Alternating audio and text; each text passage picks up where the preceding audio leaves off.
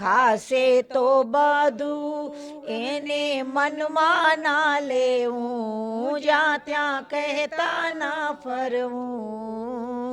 સ્વામી સ્વામી કરી બોલી જવું, હરકા થઈ જવું. સાધુ સાધી લે મહારાજ, એ છે કરવા જેવું કાજ, વળી સહેલું કર્યું આજ. સાધનમાં એક સ્વામીનું નામ લે, તું પોકાર લે.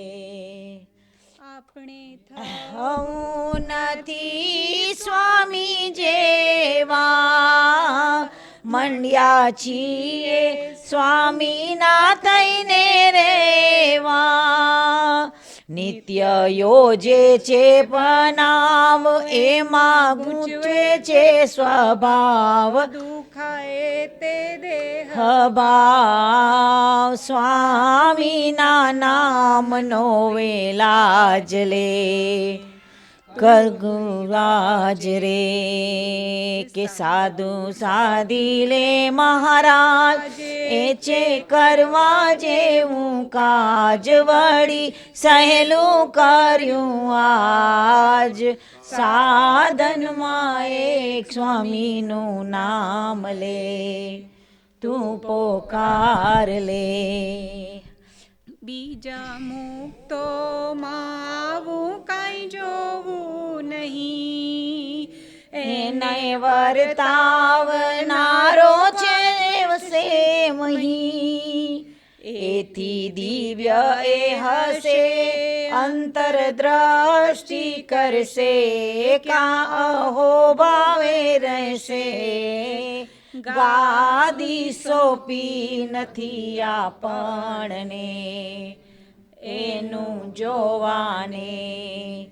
સાધુ સાધી લે મહારાજ, એ છે કરવા જેવું કાજ, વળી સહેલું કર્યું આજ.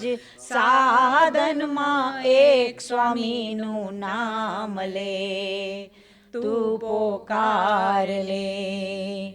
લીલા જોવી એનો અર્થ એ જ છે, એનું કરતાપણું મનાય સહેજે. તું દેખાય દેખાય સાક્ષી ભાઈને રેવાય, સત્ય સંકલ્પે જીવાય. અક્ષરધામ નહીં શ્યામની. સાધુ સાધી લે મહારાજ, એ છે કરવા જેવું કાજ, વળી સહેલું કર્યું આજ. સાધનમાં લે સ્વામીનું નામ લે, તું પોકાર લે. સાધુ સાધી લે મહારાજ, એ છે કરવા જેવું કાજ, વળી સહેલું કર્યું આજ. સાધનમાં એક સ્વામીનું નામ લે, તું પોકાર લે, તું પોકાર લે. સજાનંદ સ્વામી મહારાજની જય જય જય.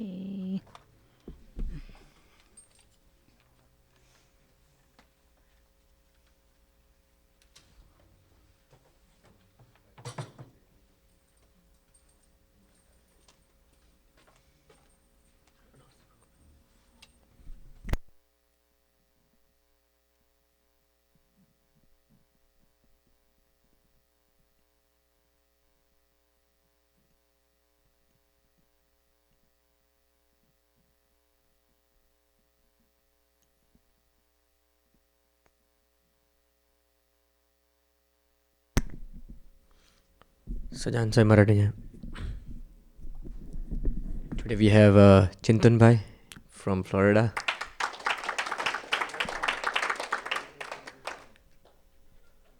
આજે બધા છોકરાઓની શિબિર ચાલે છે.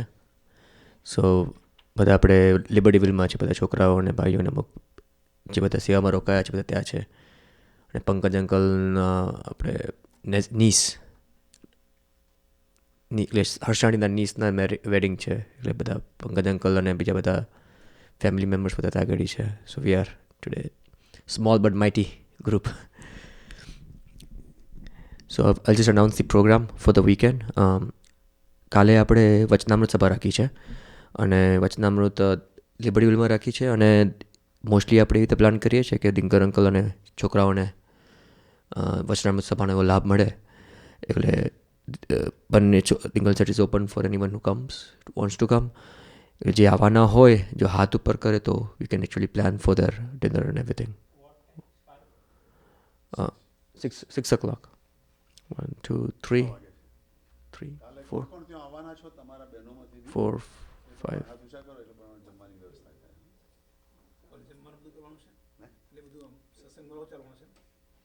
છોકરાઓની સભા ચાલશે પણ 6 વાગે વચનામૃતની સભા પત્યા પછી જમવાનું બી રાખ્યું. 8:30 પછી કાંઈક બધા હશે જ કીર્તનો જવા. શિબિર તો ચાલુ એટલે 8:30 આ લેવો હોય તો કોઈ વાંધો નથી એનો.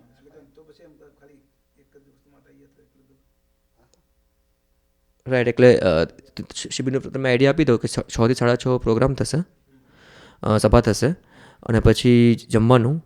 અને જમવાનું પછી છોકરાઓનો એ લોકો એક સ્કિટ્સનું પ્રેઝન્ટેશન છે એ કરશે. અને પછી બોનફાયર છે અને પ્લસ સ્મોર્સ અને એવું ચોકલેટનું એવું છે રાતના. એટલે that's the fun part. Fun part of the shibir. Yeah. Okay. So 7 people about 8. Sure. 8. જમવાવાળા નથી એટલે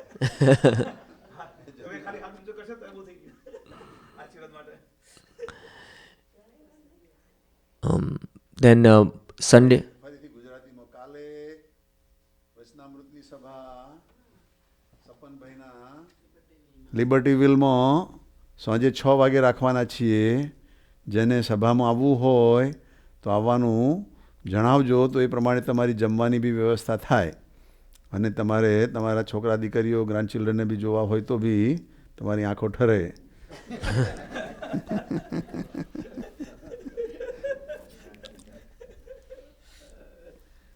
હાથ ઊંચા કરો એટલે ખબર પડે કે ભાઈ કોણ કોણ આવવાના છે.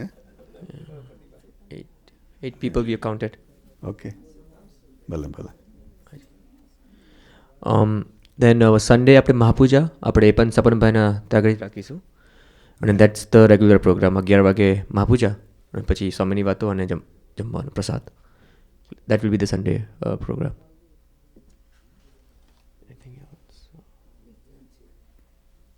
અચ્છા, બીજું આપણે 7 તારીખે ભજન સંધ્યા અને વશી અંકલને પણ પ્રાકટ્ય દિન આપણે ઉજવીશું. અને દેટ વિલ બી એટ મંદિર. સોમવારે આવે છે, સોમવારે 7 તારીખે ભજન સંધ્યા અને વશી અંકલનો પ્રાગટ્ય દિન આપણે ડેસ્પેન્સ મંદિરે જનો પ્રોગ્રામ રાખ્યો છે. અને આપણે ગુરુ પૂર્ણિમાનો સમયો એ આવતા શુક્રવારે છે. દિંગર અંકલ 12મીએ ન્યૂજર્સી આપણે ઈસ્ટ કોસ્ટ બાજુ વિચરણ પાસે માટે પધારે છે. તો ગુરુ પૂર્ણિમા આમ તો 12મી આવે છે, પણ દિંગર અંકલનો ફ્લાઇટ સવારના 12મીએ છે. તેથી આપણે ગુરુ પૂર્ણિમાનો સમયો 11મીએ ફ્રાઇડે સવારમાં અહીંયા આ હોલમાં જ કરીશું. સજાન સમારણની છે.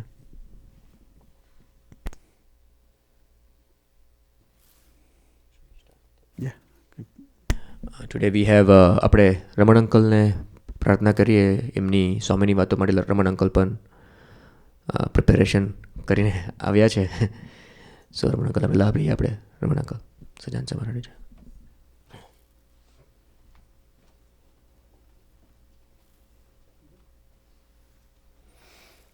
ચિંતન કેટલા ટાઈમ માટે આવે બેટા? રવિવાર સવારે જવાનું. તારું ત્યાં જોબનું ગોઠવાઈ ગયું છે નહીં? સારું, ચાલ આવે. સરસ બેટા.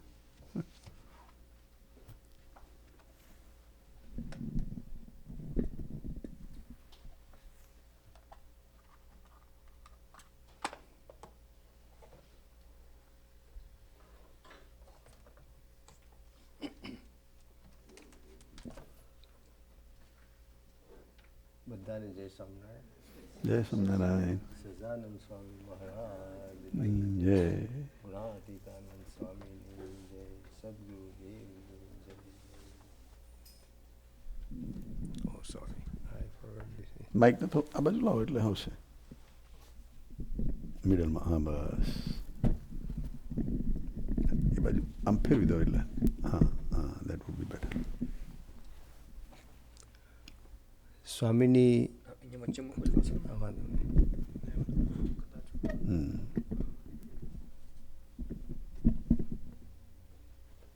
ગુણાતર સ્વામીની વાતોમાં ચેપ્ટર 9 વાર્તા નંબર છે 65. સ્વભાવ ટોકાય ત્યારે અવગુણ લે, અને જ્યારે અવગુણ આવે ત્યારે બુદ્ધિ ભ્રષ્ટ થાય. અન્ન ક્ષેત્રે કૃતમ પાપમ તીર્થક્ષેત્રે વિનશ્યતિ. તીર્થક્ષેત્રે પાપમ કૃતમ પાપમ કૃતમ પાપમ વૃદ્ધલેપો ભવિષ્યતિ. ભવિષ્યતિ. પછી તીર્થક્ષેત્રનું પાપ લાગે તેમાંથી જીવનું ભૂંડું થાય છે, અને દેશાભિમાનનું રૂપ કર્યું જે પોતાને ટોકે તેને બોલ્યું ન ગમે. પછી જો અવગુણ આવે તો જન્મ ધરવો પડે, અને આ તો કહેવાનો ધર્મ છે તે કહીએ છીએ. હવે સ્વામી કહે છે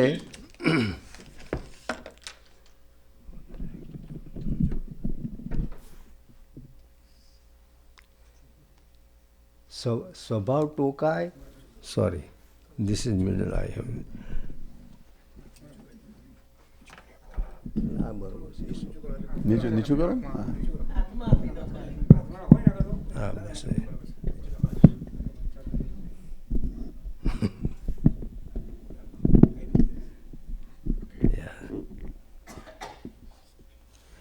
સ્વભાવ ટોકાય ત્યારે અવગુણ લે, અને જ્યારે અવગુણ આવે ત્યારે બુદ્ધિ ભ્રષ્ટ થાય. હવે સ્વભાવ ક્યારે ટોકાય? તો જે જીવ કે વ્યક્તિ પાસે માન હોય, મોટપ હોય, અભિમાન હોય, ઘમંડ હોય, અથવા તો પોતાના ગુણનું ઘણી વખત ઘણાના અભિમાન આવે છે, કાર્યનું અભિમાન આવે છે, અને રીતે અનેક રીતે અભિમાન આવવાનું કારણ બને છે. હવે એ કારણ બનવાને કારણે જ્યારે આવા માણસનું કોઈ મોટો કે અભિમાની કે ઘમંડી માણસ હોય, અને જો એનું ધાર્યું ન થાય ત્યારે એ ટોકાય અને ગુસ્સે થાય, એને ટોકે ત્યારે ગુસ્સે થાય. અથવા જ્યારે તેનું કોઈ ન માને ત્યારે ગુસ્સે થાય. જ્યારે તેની કોઈ શિખામણ, તેની સલાહ સ્વીકારે નહીં ત્યારે ટોકાય, ત્યારે એ ગુસ્સે થાય. અને એ રીતે એને અવગુણ બીજાનો આવે, અને બીજાનું માને નહીં, અને જેને કારણે એની બુદ્ધિ ભ્રષ્ટ થાય. અને બુદ્ધિ ભ્રષ્ટ થાય એટલે ગમે તે રીતે ગમે તેમ બોલવાનું, વિચારવાનું, અને બીજાને સાથે ગુસ્સો કરવામાં પણ તે રોકાય છે. ઘણી વખત વિષમ દેશકાળને યોગે કરીને અથવા માનને યોગે કરીને યા પંચ વિષયની આસક્તિને લઈને સત્પુરુષ થકી યા સત્સંગ થકી મનથી નોખો પડી જાય છે, અને જીવ ભ્રષ્ટ થાય છે, જેથી કોઈ એને ટોકે તો એને સહેજે ગમતું નથી. પોતાનું ન ગમતું થાય અને કોઈ સુધરવાની સલાહ આપે તો એને ગુસ્સો આવે છે. મહારાજના વખતમાં મહારાજને માન ગમતું નહીં, અને જેને માન હોય તે અવશ્ય એને ટોકવામાં આવે તો અવગુણ લે ને ગુસ્સે થાય. મહારાજ એક ગામની ભાગોળે પોતાની હજામત કરાવતા હતા. તે વખતે હજામત કરનાર વાળંદનો હાથ ભારે હતો. એટલે મહારાજે મુક્તાનંદ સ્વામીને કહ્યું કે હાથ બહુ ભારે છે. તો તે વખતે ત્યાંના નજીકના ગામના ધણી દરબાર એ સાંભળ્યું એટલે કહ્યું કે મહારાજ, હું તમને મારે ગામથી વાળંદ લઈ આવું અને એમની પાસે હજામત કરાવો કે જેથી તમને અઘરું ન લાગે. અને એ વાણંદને લઈને આવ્યા. વાણંદ ચાલતો આવતો હતો અને એ ઘોડા ઉપર હતા. એનાથી હજામની થેલી ઊંચકાતી નહોતી. તે એ દરબારે ખભે ભરવી અને આવ્યા.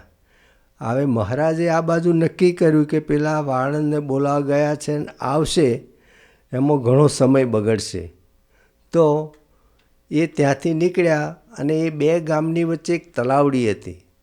એ તલાવડી આગળ આપણે સભા કરીએ ત્યાંથી આપણને જોશે એટલે દરબાર આવી જશે. એટલે તલાવડી આગળ બધા સભા કરી અને એ સભા ચાલુ હતી. તે દરમિયાન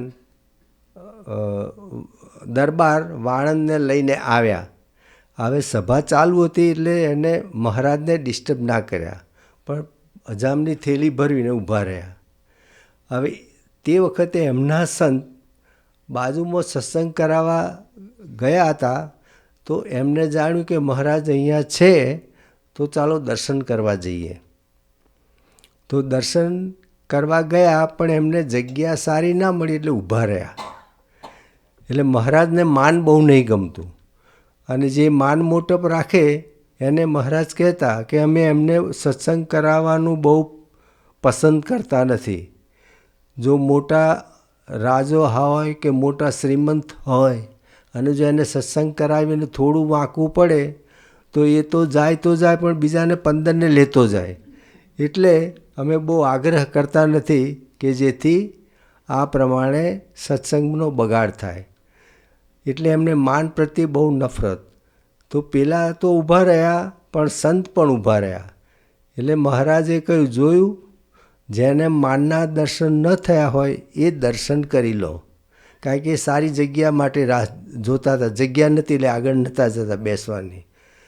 અને મહારાજે આગળી ચીધીને કહ્યું કે આ સત્પુરુષ, આ સંત છે, એમને માન છોડવાનું છે, એ છોડતા નથી.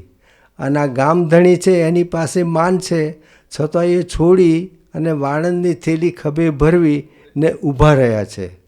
તો જેને અભિમાન કે માન ના ઓળખતા હોય તો અહીંયા ઓળખી લો. એટલે આવું કહ્યું એટલે સંતને ખોટું લાગ્યું. એટલે મહારાજને મળ્યા વિના ઊંધું ગાલીને નીકળી ગયા. એટલે મહારાજને કહેવાનો અર્થ કે મહારાજને માન ગમતું નહીં. અને માની માણસને મહારાજ માન આપતા નહીં. એટલે માન વસ્તુ એવી છે કે માણસને ઓળખી શકતા નથી.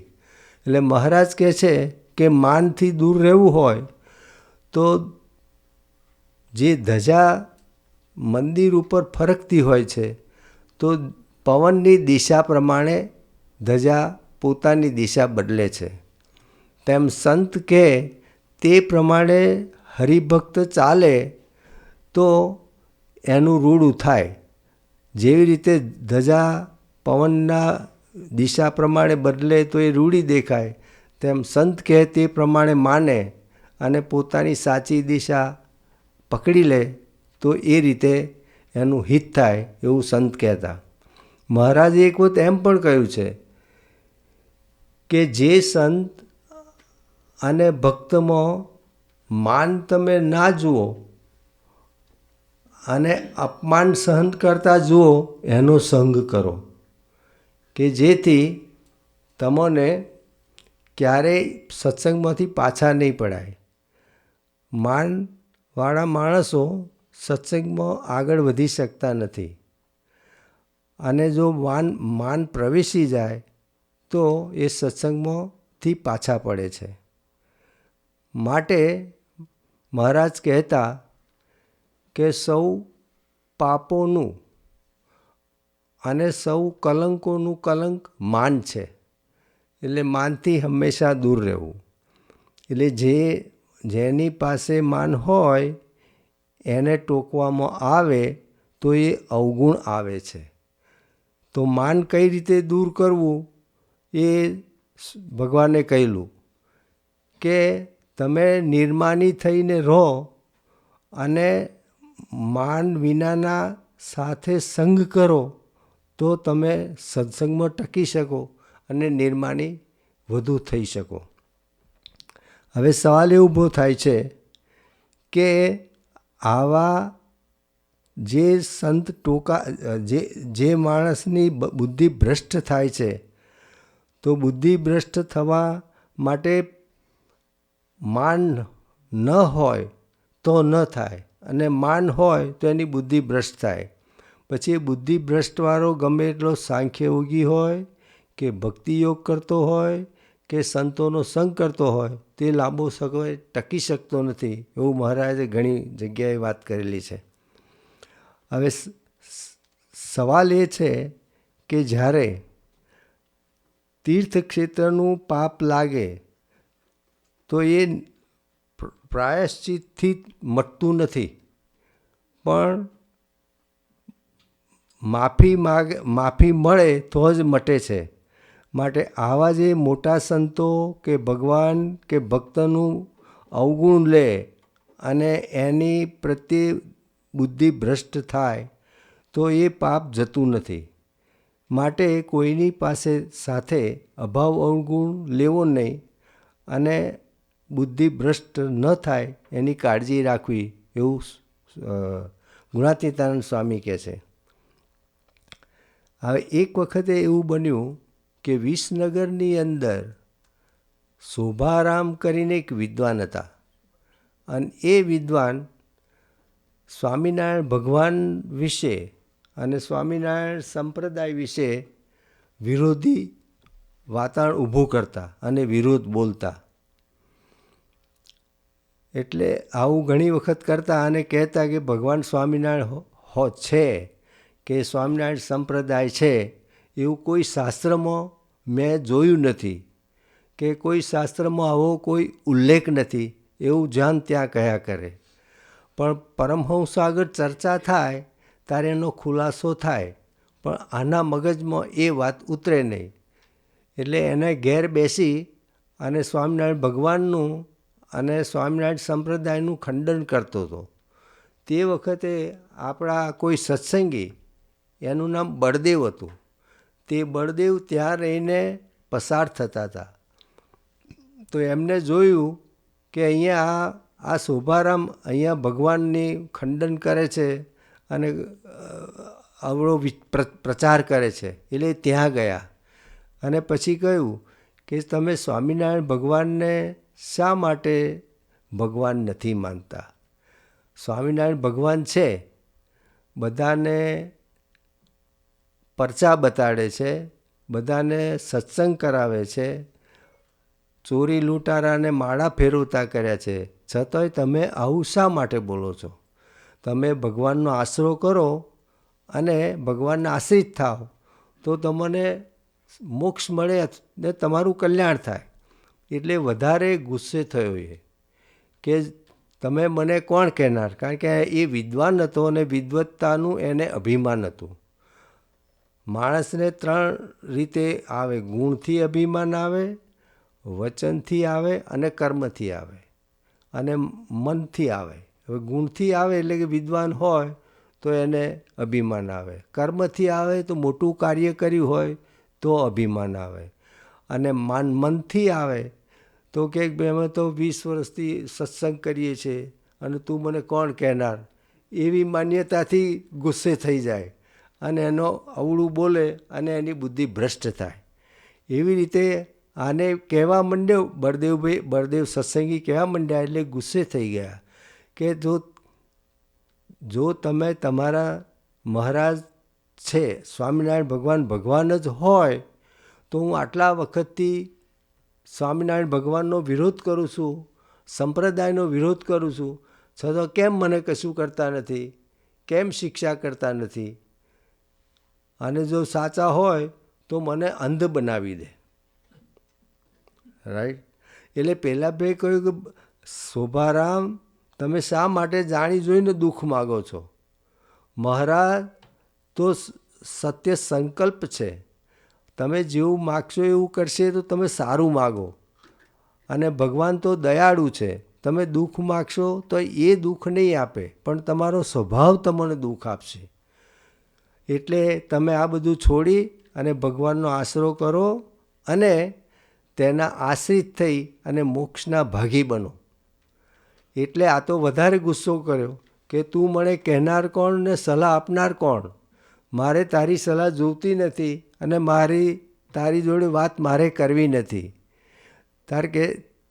તો કહે છે કે જો હું નહીં માનું અને જો તારા ભગવાન ખરેખર સાચા હોય તો હું 8 દિવસમાં આંધળો થવો જ જોઈએ, નહીં તો હું તને માનવાનો નથી.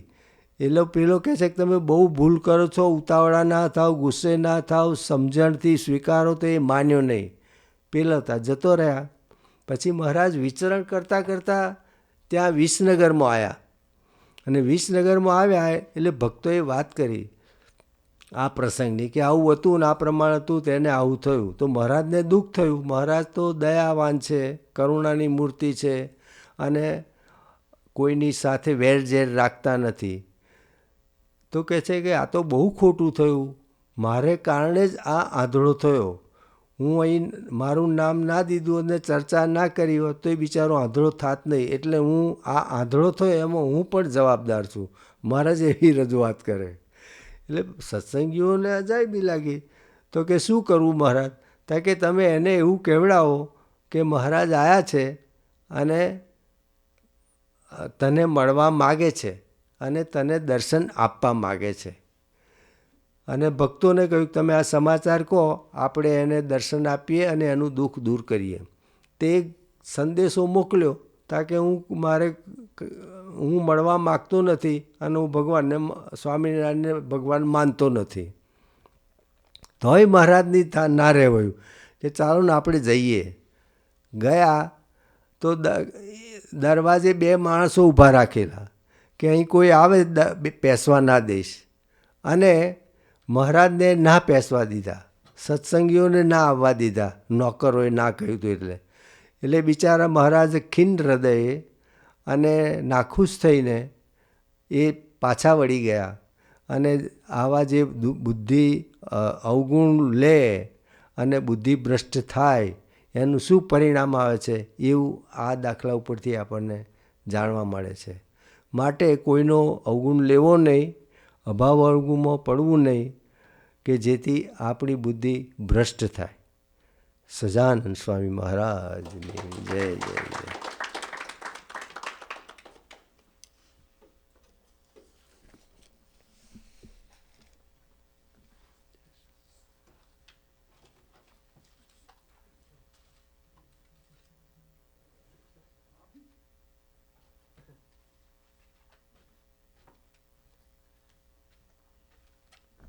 એ ત્યાંથી નીકળી ગયા છે કે અચ્છા food still on the way.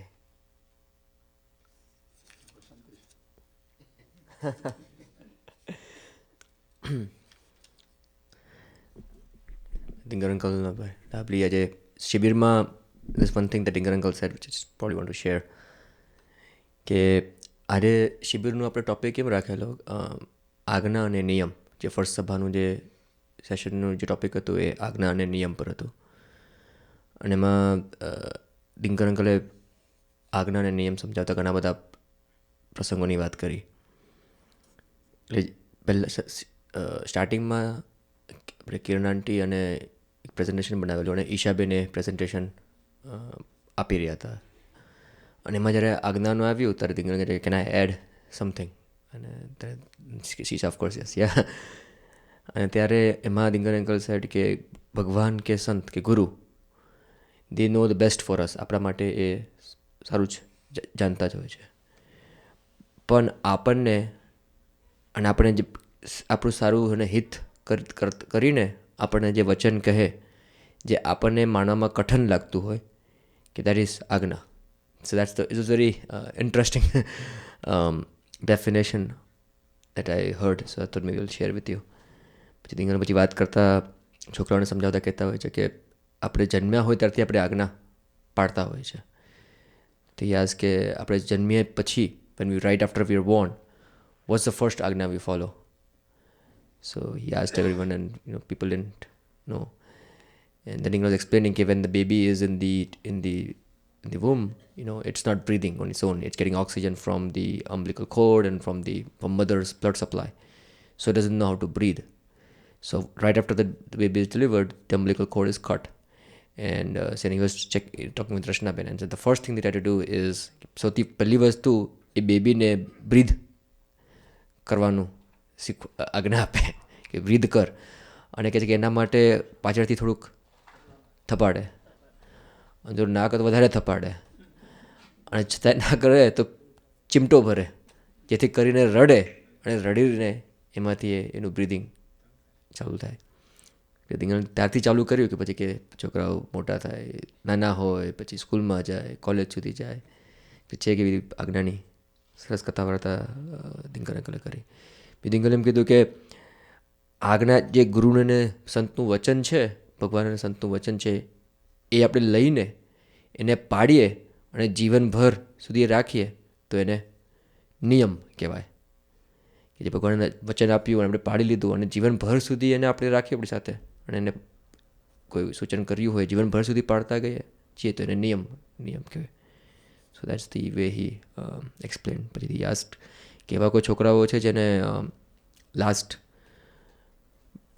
યરમાં જે કોઈ મમ્મી પપ્પાએ જે કોઈ આજ્ઞા આપી હોય કે કંઈ ઇન્સ્ટ્રક્શન આપી હોય અને એ લોકોએ એ પાડવાનું ચાલુ કર્યું હોય, તો ધ્રુશલભાઈ હતા તો હી સેટ કે મને વિડીયો ગેમ બહુ રમતો હતો, અને મને ખબર હતી બહુ રમતો હતો વિડીયો ગેમ, અને એ રાતોરાત સુધી કરે. એને સહજ ને બધા પેલા નેટવર્ક ગેમ્સ હોય ને, એટલે they are keep on playing with each other the almost whole night. અને એના મમ્મી પપ્પાએ સજેસ્ટ કર્યું કે તું બહુ રમે છે અને તું એનું ઓછું કરતા આંખોમાં પ્રોબ્લેમ થશે ને એનો. તો એને આખું વરસમાં ઓછું કરતો ગયો તો હવે 3 મહિનાથી એ સાવ વિડીયો ગેમ રમવાનું બંધ કરી દીધું છે. હમણાં તો સમર ટાઈમ છે તો he can play, but he stop playing video games. અને ફાયદામાં કે મંદિરે બહુ આવતો થયો, મંદિરે તગડી બધા છોકરા સાથે બાસ્કેટબોલ ને, તો Dinger uncle caught him and shook his hand. અને પછી બીજા બધા છોકરાઓએ પણ, કુશે પણ રમવાનું ઓછું કર્યું છે, સો એ પણ ઊભો થયેલો. પછી એક હરિભક્તની વાત કરી, ભક્તિ સ્વામી. તાગડી સ્ટાર્ટિંગમાં છે ને સપનભાઈ ટોક્ડ અબાઉટ માઇન્ડફુલનેસ. માઇન્ડફુલનેસ એટલે શું કે આપણે જે વસ્તુ જે ટાઈમે કરતા હોય એમાં જાગૃત થઈને એમાં જોડાવું, એટલે એની વાત કરતા હતા. અને કે આપણે અહીંયા આવ્યા છે તો આપણે જાગૃત થઈને જોડાવવું છે, કે અહીંયા આગળ આપણે જે ગોલ હોય કે આપણે સભામાં અટેન્શન, પછી જે આપણા ફ્રેન્ડ્સ છે એની સાથે, કે બીજા અહીંયા લોકો બધા ભાઈઓ છે એની સાથે ઇન્ટરેક્ટ કરવામાં, એમાં આપણે માઇન્ડફુલ થવું છે કે આ શિબિરનો ગોલ રીતે રાખીએ આપણે. અને એના માટે કે છે કે ઇફ યુ કેન, ખાલી સજેસ્ટ કર્યું કે તમારા સેલફોન બંધ કરી રાખજો, કે મૂકી દેજો, કે આપી દેજો, કે એવું કરજો. પછી રચનાબેન આવ્યા, અને રચનાબેન કહે છે કે can you wants to give the cellphone in. અને પછી આપણે શું કરેલું કે 4 ટીમો બનાવેલી. એટલે પછી એમ કીધું કે જે સેલફોન આપશે એને પોઈન્ટ મળશે, જે સેલફોન બંધ કરશે, પહેલાં કીધું સેલફોન આપો તો કોઈ નહીં, પછી કે પોઈન્ટ મળશે, કે બંધ કોણ કરશે એને પોઈન્ટ મળશે. તો બધા કે હા, બધા ઓલમોસ્ટ બધાએ હાથ ઉપર કર્યો કે બંધ કરશે. મેં કહું હવે તો આમાં કોઈ કોમ્પિટિશન રહ્યું નથી, બધા જ બંધ કરે તો દેન નો વન ઇઝ વિનિંગ ગ્રુપમાં. તો પછી હવે કે સેલફોન કોણ આપશે, એટલે બધા સેલફોન આપવાની લાઈન થઈ, કે બધા સેલફોન ઢગલા થઈ ગયા. પછી દિંગર એટલે પછી એની વાત કરતા હતા સભામાં કે ભક્તિ સ્વામીને આ વખતે જ્યારે દિંગલ ઇન્ડિયામાં મળેલા ત્યારે જે એ લોકોના આખા એરિયામાં એક 12th I think state topper હતો, અને એ ભક્તિ સ્વામીને મળેલા ગુજરાતમાં. અને ભક્તિ સ્વામી એને વાત કરી કે તમે 12મી આટલું સરસ કર્યું પરફોર્મ, અને 12thમાં જે બધા જાણે છે કે ઇન્ડિયામાં જે 12મું ધોરણનું જે એક્ઝામ હોય છે એ બહુ જ ડિફિકલ્ટ હોય છે. તો તમે વોટ વોઝ ધી રહસ્ય, કે શું કે ટેકનિક શું હતી, કઈ વસ્તુ શું તમે સ્પેશિયલ કરી? તો એ કહે છે કે સેલફોન નહીં. મારા મમ્મી પપ્પા કારણ કે ભણતામાં સારા કુટુંબમાંથી હતા અને ભણવામાં પણ બહુ આગળ હતા, એટલે સહેજે મમ્મી પપ્પા કહે કે ચલો તમને કશું ગિફ્ટમાં આપીએ, સેલફોન આપીએ એમ. તો કે ના, મને સેલફોનની જરૂર નથી. મને ખ્યાલ છે અનામી બધા સેલફોનની વાત ચાલતી હતી, એટલે અનામીને પૂછ્યું અનામી સેલફોન જોઈએ છે, કે I don't want it. It's all of your friends are, but yes I don't want it. Which was very admirable you know. એટલે આ છોકરાએ કીધું કે સેલફોન નથી રાખતો હું. દીકરા કહેતા કે એ તો ચલો, અને એમાં સરસ આટલું પરફોર્મન્સ આવ્યું. પછી ભક્તિ સ્વામીએ પૂછ્યું કે ક્યાર સુધી, કે જ્યાં સુધી મારું ભણવાનું પતે નહીં ત્યાં સુધી. તો કે શું ભણવાનો છે? તો કે neurosurgeon. Neurosurgeon is one of the toughest field in medicine. ડૉક્ટરમાં ન્યુરોસર્જન થવું એ બહુ જ ડિફિકલ્ટ, અને એમાં એનું ટ્રેનિંગ પણ 8 વર્ષ સર્જનની ટ્રેનિંગ હોય, એટલે it's a very difficult task. પણ કહે છે કે જ્યાં સુધી ન્યુરોસર્જન ના થયું ત્યાં સુધી no cellphone. Because I was very happy you know. પછી દિંગર અંકલે એક ક્વેશ્ચન પૂછ્યું કે કોઈ એવું છે કે જે હાઈસ્કૂલ પાસ ના કરે ત્યાં સુધી સેલફોન તો કોઈ હાથ નહીં ઉપર કરે. પછી દિંગર કે આપણે વિચાર કરો કે ન્યુરોસર્જન પાસ ના થાય ત્યાં સુધી સેલફોન ના વાપરવો, અને ભ્રમરૂપ ના થાય ત્યાં સુધી સેલફોન ના વાપરવો, કયું હાર્ડ છે બેમાંથી? કે અન્ટિલ યુ બીકમ ન્યુરોસર્જન ત્યાં સુધી સેલફોન નહીં વાપરો, અને જ્યાં સુધી ભ્રમરૂપ નહીં થાવ ત્યાં સુધી સેલફોન નહીં વાપરો. એ બે ગોલ હોય તો કયું હાર્ડ છે ગોલ આમાંથી? તો મારા હિસાબે બે જણે સરપ્રાઇઝિંગ જવાબ આપ્યા, ખુશ અને આઈ થિંક ધ્રુશલ કે સહજ હતો, એમ નોટ શ્યોર. હા, ભવ્ય રાઈટ. એ કહે છે કે ભવ્ય કે ભ્રમરૂપ થાય અને સેલફોન વાપરવું ઇઝી છે. મને લાગ્યું કે આ તો ન્યુરોસર્જન ક્યાં ભ્રમરૂપનું ક્યાં એનો. એટલે મને લાગ્યું આ આન્સર થોડો ડિફરન્ટ છે. એટલે ડિંગરમાં કહે કે આપણે આ એ લોકોને બોલાવીએ અને કહે કે આન્સર કેમ આપે છે. તો ભવ્ય કહે કે આપણને આ સત્સંગ મળ્યો છે, આવા સંત મળ્યા છે. એટલે સહજ એવું કહેતું હતું કે સત્સંગ મળ્યા છે, હું ઓલમોસ્ટ 5 વાર દિવસમાં મંદિરમાં જાઉં છું, એટલે ભ્રમરૂપ થવાનું બહુ ઇઝી લાગે, કારણ કે આટલો બધો સરસ જોગ મળ્યો છે. અને ન્યુરોસર્જનમાં તો તમે પહેલાં હાઈસ્કૂલ કરો, કોલેજ કરો, MCAT આપો, પછી કોઈ કોલેજ મળે, પછી એમાંથી રેસિડન્સી મળે, 8 વર્ષ એ પૂરા કરો પછી થાય. પણ કે ભ્રમરૂપ થવા માટે આ સત્સંગમાં એટલો ટાઈમ નહીં લાગે, કે એવું કોન્ફિડન્સ હતું, which was very I thought is very એડમારેબલ.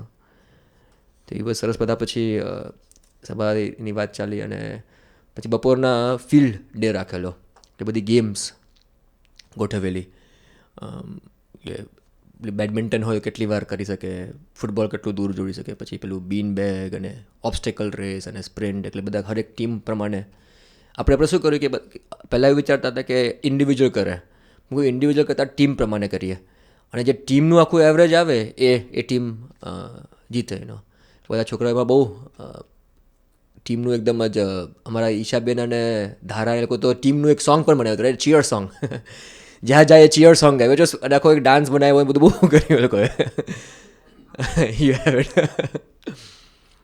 એવું જોયું કે ભાઈઓની અને ટીમ અલગ હતી, ભાઈઓની 2 ટીમ હતી, ગ્રુપ હતા, અને બહેનોના 2 ગ્રુપ હતા. તો એવું ઓબ્ઝર્વેશનમાં આવ્યું કે બહેનોનું જે ગ્રુપ હતું ને એનું ટીમ સ્પિરિટ બહુ હાઈ હતી, અને એ લોકોનું વિચ વોઝ વેરી ઇન્ટરેસ્ટિંગ કે આનું ટીમ સ્પિરિટ બહેનોમાં વધારે જોવા મળી. છોકરાઓ થોડા તોફાની વધારે, એનો બહેનો એકદમ સિન્સિયર, અને ટીમ સ્પિરિટથી એકબીજાને ચીયર કરે, એકબીજાને સપોર્ટ કરે એવી રીતે. સો દે વોઝ ધી એ હતું. પછી મેરેથોન એમાં કરે હતી. આપણું જે સપનભાઈનું આખું જે ઘર છે ને એમાં 1 માઇલનો આખો ટ્રેક છે ઓલમોસ્ટ, એટલે એનું મેરેથોન કર્યું. એટલે એમાં આપણા સરસ બધા, હા, ધ્રુશલ કેમ ફર્સ્ટ, રાઈટ, ધ્રુશલ, અને સેકન્ડ વોઝ આનંદ, રાઈટ, આનંદ ઓર સહજ, આઈધર ઓફ ધેમ, યા.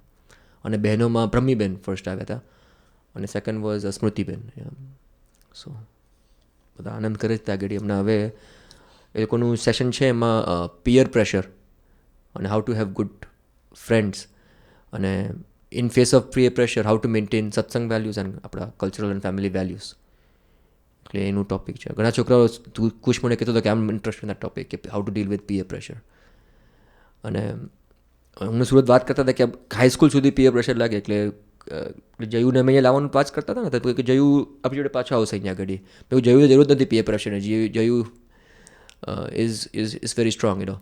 સુરત કહેતા કે બધાને પિયર પ્રેશર નડે. પછી મને ખ્યાલ આવ્યું કે સ્વામીએ કીધું સંઘ તો બધાને જ નડે, ગુનાતીત છે એને સંઘ ના નડે. સ્વામી તો છેક સુધી વાત કરી દીધી છે સંઘની. એટલે પિયર પ્રેશર બધાને જ નડે. તો એટલે પિયર પ્રેશર અને સંઘ શુદ્ધિ છે, પિયર પ્રેશર એ સંઘ શુદ્ધિ બેઝિકલી. એની વાત આજે સરસ સપનભાઈ, રચનાબેન અને સુરતભાઈ બધા વાત કરવાના છે. સો just the report of today. કાલનો રિપોર્ટ દીકરાને પ્રાર્થના કરી આપણને સર્વને આશીર્વાદ આપે. સજાન સ્વામી મહારાજની છે.